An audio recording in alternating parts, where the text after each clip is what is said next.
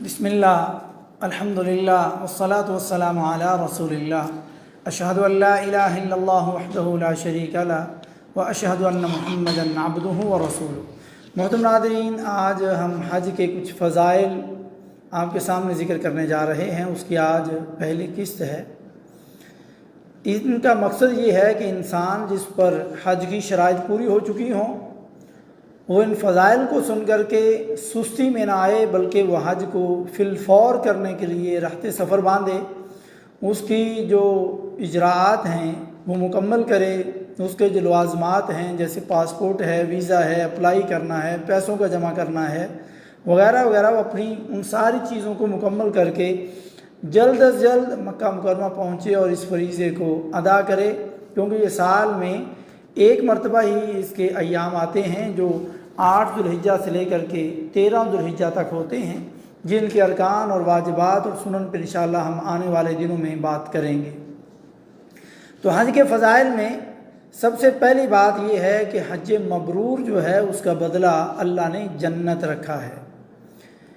ان فضائل کو سماعت کرنے کے بعد انسان اپنے آپ کو جب یہ دیکھے گا کہ اس حج کا بدلہ اللہ نے جنت رکھا، اس کا ایمان بڑھے گا، اس کی کوشش کرے گا، وہ جلد از جلد جنت کے حصول کے لیے اپنے اس عمل کو پورا کرنے کے لیے تیاری کرے گا۔ تو حضرت ابو ہریرہ رضی اللہ تعالیٰ عنہ سے روایت ہے کہ رسول اللہ صلی اللہ علیہ وآلہ وسلم نے ارشاد فرمایا، الحج المبرور لیس لہ جزاء الا الجنہ۔ یہ صحیح بخاری کی 1773 نمبر حدیث ہے اور صحیح مسلم میں بھی موجود ہے کہ آپ صلی اللہ علیہ وسلم نے فرمایا حج مبرور کا بدلہ جنت ہی ہے۔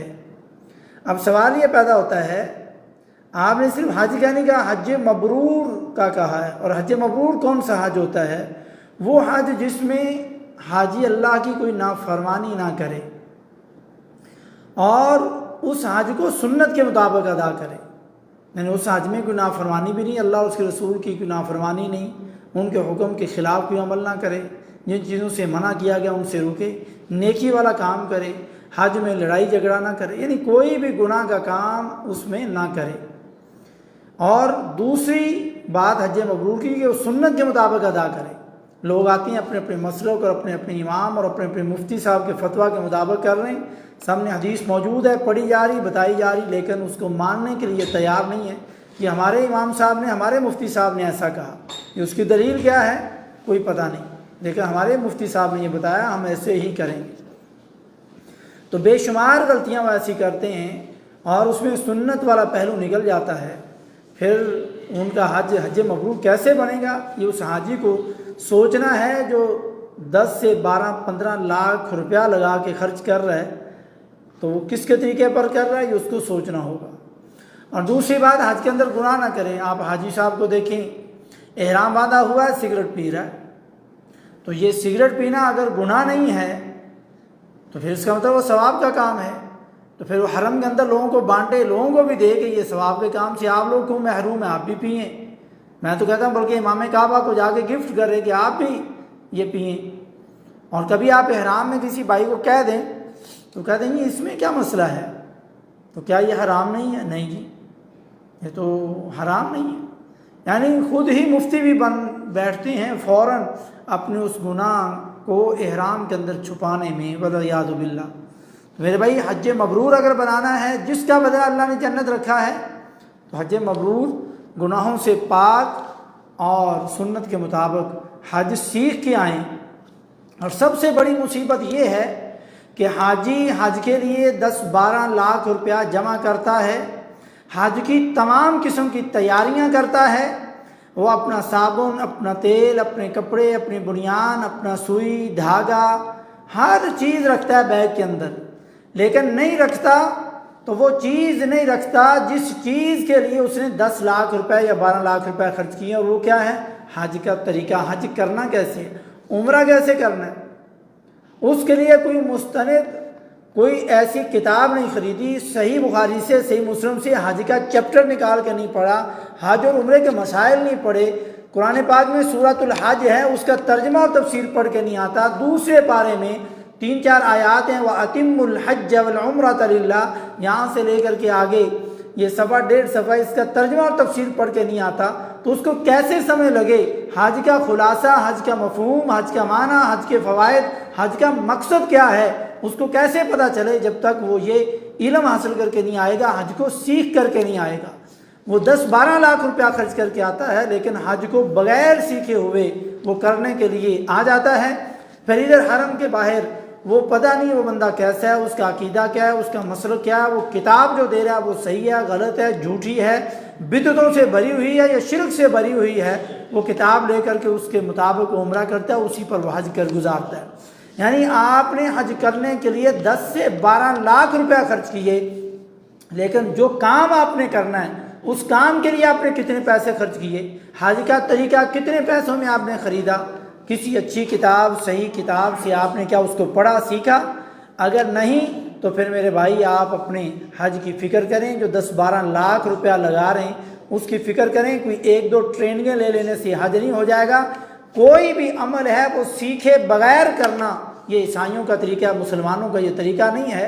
تو آپ پہلے اس حج کو، اس عمل کو سیکھیں، پھر اس کے بعد آپ اس اپنے عمل کو کرنے کے لیے جائیں۔ تو یہ پہلا ہے حج مبرور کا بدلہ جنت ہے۔ دوسرا فائدہ اور دوسری فضیلت حج کی یہ ہے کہ حج جو ہے وہ گناہوں کو مٹا دیتا ہے۔ حضرت عمرو بن العاص رضی اللہ تعالیٰ عنہ بیان کرتے ہیں کہ جب اللہ تعالیٰ نے میرے دل میں اسلام کی محبت ڈال دی تو میں رسول اکرم صلی اللہ علیہ وسلم کی خدمت میں حاضر ہوا اور میں نے کہا آپ اپنا ہاتھ آگے بڑھائیں تاکہ میں آپ کی بیعت کروں، یعنی مسلمان ہو جاؤں۔ تو آپ صلی اللہ علیہ وسلم نے اپنا دست مبارک آگے بڑھایا لیکن میں نے اپنا ہاتھ پیچھے کھینچ لیا۔ پیارے نبی صلی اللہ علیہ وسلم نے فرمایا عامر تمہیں کیا ہو گیا ہے؟ میں نے کہا میں شرط لگانا چاہتا ہوں۔ آپ صلی اللہ علیہ وسلم نے پوچھا کون سی شرط؟ میں نے کہا میری شرط یہ ہے کہ اللہ تعالیٰ میرے گناہ معاف کر دے۔ تو آپ صلی اللہ علیہ وآلہ وسلم نے فرمایا اما علمت ان الاسلام یہدم ما کان قبلہ، کیا تم نہیں جانتے کہ اسلام قبول کرنا یہ پچھلے گناہوں کو مٹا دیتا ہے، وان الہجرۃ تہدم ما کان قبلہا، اور ہجرت کرنا یہ سابقہ یعنی پچھلے گناہوں کو ختم کر دیتی ہے، وان الحج یہدم ما کان قبلہ، اور حج کرنا یہ پچھلے تمام گناہوں کو مٹا دیتا ہے۔ یہ صحیح مسلم کی 121 نمبر حدیث ہے۔ یعنی حج کرنا یہ آپ کے پچھلے تمام گناہوں کا کفارہ ہے، آپ کے تمام گناہ مٹا دیے جائیں گے۔ اور حج کرنے سے تیسرا فائدہ آپ کی غربت ختم ہو جائے گی۔ حضرت جابر بن عبداللہ رضی اللہ تعالیٰ عنہ سے روایت ہے کہ رسول اللہ صلی اللہ علیہ وسلم نے فرمایا ادیم الحج والعمرہ فإنہما ینفیان الفقر والذنوب کما تنفی الکیر خبث الحدید، کہ حج اور عمرہ ہمیشہ کرتے رہا کرو کیونکہ یہ دونوں غربت اور فقر اور گناہوں کو اس طرح ختم کر دیتے ہیں جس طرح بھٹی لوہے کے زنگ کو ختم کر دیتی ہے۔ یہ سلسلہ صحیحہ کی 1185 نمبر حدیث ہے۔ تو میرے بھائیوں میں ایسے کئی دوستوں بزرگوں کو جانتا ہوں جو حج عمرہ کرنے کے بعد اللہ نے ان کے حالات درست کر دیے، ان کی غربت اور فقر ختم ہو گیا، اللہ نے ان کا رزق کھول دیا۔ اور یہ پیارے نبی صلی اللہ علیہ وسلم کا فرمان ہے آپ حج کو اچھے سے کر لیں، عمرے کو اچھے طریقے سے کر لیں، سنت کے مطابق کر لیں، گناہوں سے پاک کر کے کر لیں تو اللہ تعالیٰ آپ کی غربت اور آپ کا فقر ختم کر دے گا۔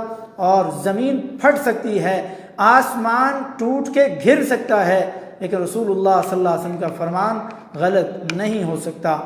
اور جو لوگ حج عمرہ کر لیتے ہیں اللہ تعالیٰ بار بار ان کو حج عمرے کی سعادت بھی دیتا ہے۔ اب کہاں سے کیسے ان کے پاس پیسے آتے ہیں یہ اللہ تعالیٰ ان کو عطا فرماتا ہے۔ چوتھا فائدہ اور چوتھی فضیلت یہ ہے کہ ایمان اور جہاد کے بعد سب سے افضل عمل وہ حج ہے، جیسا کہ حضرت ابو ہریرہ رضی اللہ تعالیٰ عنہ سے روایت ہے کہ رسول اللہ صلی اللہ علیہ وسلم سے پوچھا گیا سب سے افضل عمل کون سا عمل ہے؟ تو آپ صلی اللہ علیہ وسلم ایمان باللہ و رسولہ، اللہ اور اس کے رسول پر ایمان لانا یعنی مسلمان ہو جانا۔ پوچھا گیا پھر کون سا؟ تو آپ صلی اللہ علیہ وسلم جہاد فی سبیل اللہ، اللہ کی راہ میں جہاد کرنا۔ پوچھا گیا پھر کون سا؟ تو آپ صلی اللہ علیہ وسلم حج مبرور، کہ حج مبرور یہ سب سے افضل عمل ہے دو عملوں کے بعد۔ یہ صحیح بخاری کی 1519 نمبر حدیث ہے، اور حج مبرور کی وضاحت آپ پیچھے سن چکے ہیں۔ پانچواں فائدہ اور پانچویں فضیلت کیا ہے؟ حج سب سے افضل جہاد ہے، جیسا کہ حضرت عائشہ رضی اللہ تعالیٰ عنہ سے روایت ہے کہ انہوں نے کہا اے اللہ کے رسول صلی اللہ علیہ وآلہ وسلم، ہم یہ سمجھتی ہیں کہ جہاد کرنا سب سے افضل عمل ہے، تو کیا ہم جہاد نہ کریں؟ تو آپ صلی اللہ علیہ وسلم فرمایا لیکن افضل الجہاد حج مبرور، سب سے افضل جہاد حج مبرور ہے۔ یہ صحیح بخاری کی 1520 نمبر حدیث ہے۔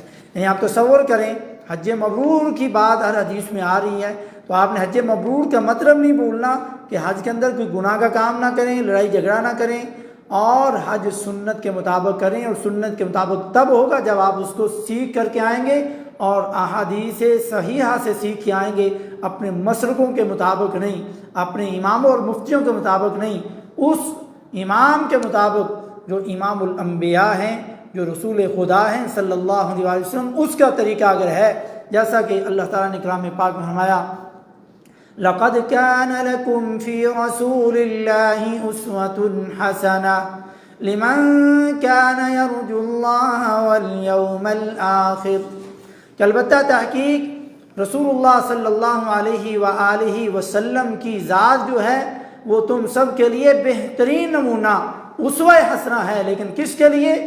جو اللہ تعالیٰ سے ملنے کی امید رکھتا ہے اور قیامت کے دن پر اس کا ایمان ہے، اس کے لیے رسول اللہ صلی اللہ علیہ وسلم کی ذات اسوہ حسنہ ہے۔ تو اسوہ حسنہ کے مطابق اور سنت کے مطابق حج نہیں کیا تو آپ کا حج مبرور نہیں بن سکتا۔ چھٹا اور آخری فائدہ اس مجلس کا یہ ہے کہ عمر رسیدہ کمزور اور عورت کا جو جہاد ہے وہ حج ہے، جیسا کہ حضرت ابو ہریرہ رضی اللہ تعالیٰ عنہ سے روایت ہے کہ رسول اللہ صلی اللہ علیہ وسلم نے فرمایا جہاد الکبیر والضعیف والمرأ الحج والعمرہ، کہ عمر رسیدہ، کمزور، بوڑھے اور عورت کا جہاد حج اور عمرہ ہے۔ یہ سنن نسائی کی اور سلسلہ صحیحہ کی حدیث ہے اور حدیث صحیح ہے۔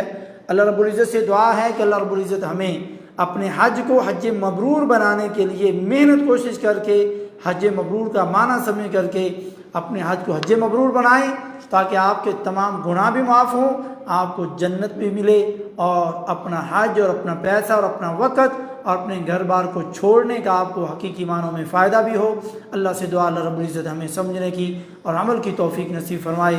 سبحان ربک رب العزت عما یصفون وسلام علی المرسلین والحمد للہ رب العالمین۔